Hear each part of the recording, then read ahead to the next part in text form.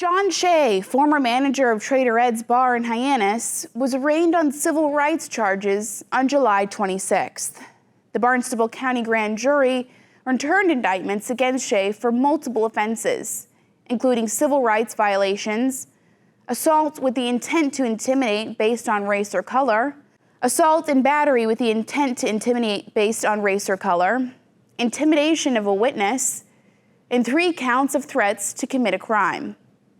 These indictments stem from the incident that took place on May 31st on Main Street.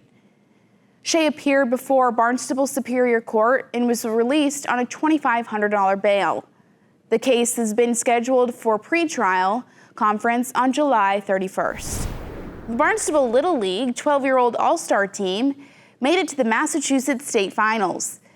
Taking place this weekend in Oxford, the team has had an exciting and challenging journey, starting with 115 teams in June and now being among the Final Four.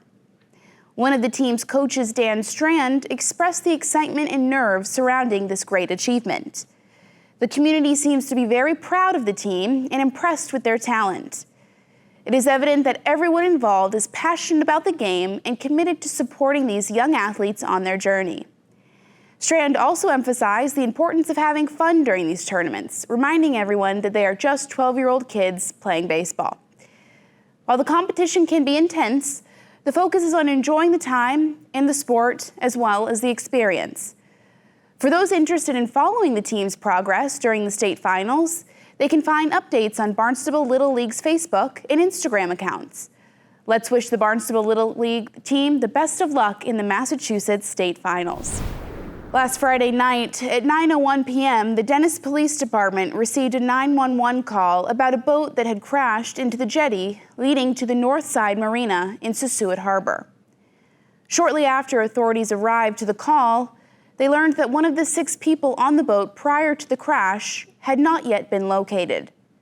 A massive search and rescue party was then launched. With the help of multiple dive teams, a helicopter, a drone, and numerous ground forces, the victim's body was recovered from the water around 11:30 p.m.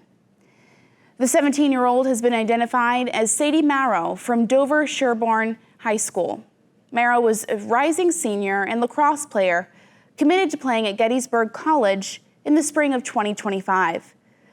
According to Massachusetts State Police spokesman Dave Procopio, there were 6 people on the boat at the time of the incident.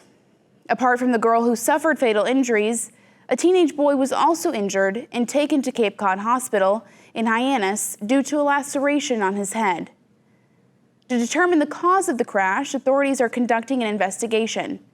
The Massachusetts State Police Marine Unit, the State Police Underwater Recovery Unit, and Massachusetts Environmental Police Marine Resources were involved in dive operations at the crash site to search for debris from the boat. The DA's statement said the boat involved in the crash was a regulator equipped with 2 outboard 250 horsepower engines bearing an Alabama registration. Regardless of any additional information or conclusion the investigation comes to, this incident is a sobering reminder to always be extra careful on the water and to also pay attention when operating machinery of any kind.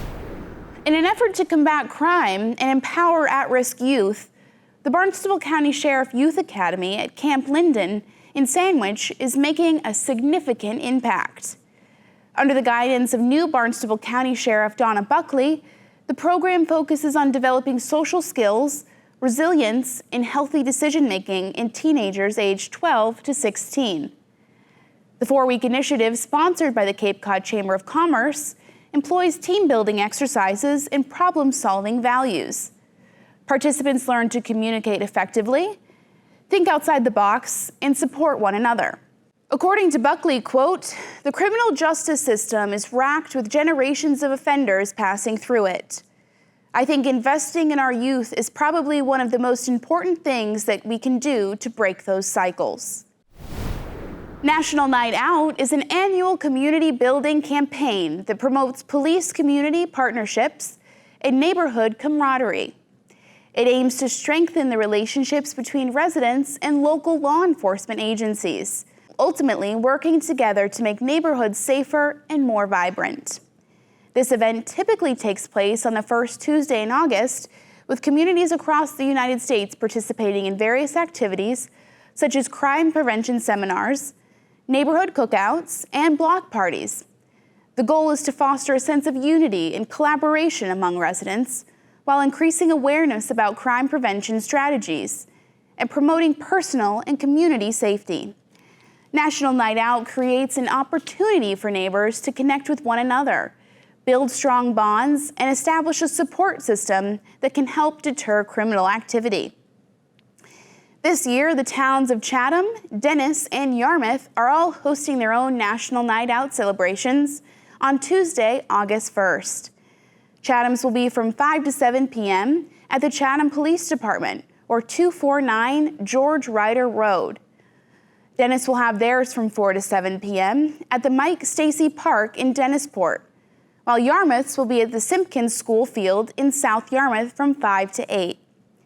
Barnstable doesn't have a specific night out celebration, but they will have their 7th annual Unity Day on August 4th from 4 to 7 p.m. at the Hyannis Village Green.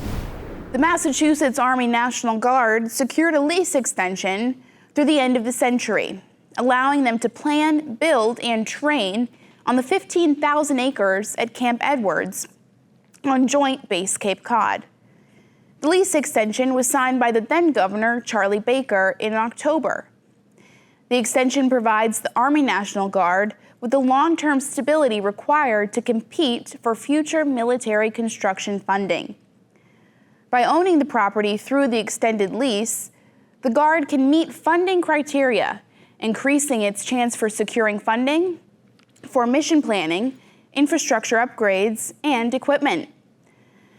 However, environmental advocates, including the Association to Preserve Cape Cod, raised concerns about the lack of transparency and public comment surrounding the lease extension.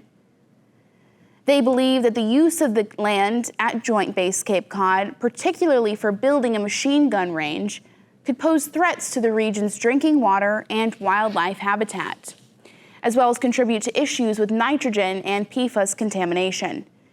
The APCC argues that the base's extensive land could be potentially repurposed for other uses, such as providing more affordable housing or addressing environmental challenges. They suggested using portions of the base for housing developments, as some existing housing units on the base have fallen into disuse and disrepair. It is worth noting that the base is an essential part of the local community, contributing significantly to the economy and providing approximately 4,800 employment opportunities to both military and civilian individuals. Town officials and representatives believe that having a good relationship with the base is crucial for mutual cooperation and support between the base and the surrounding towns.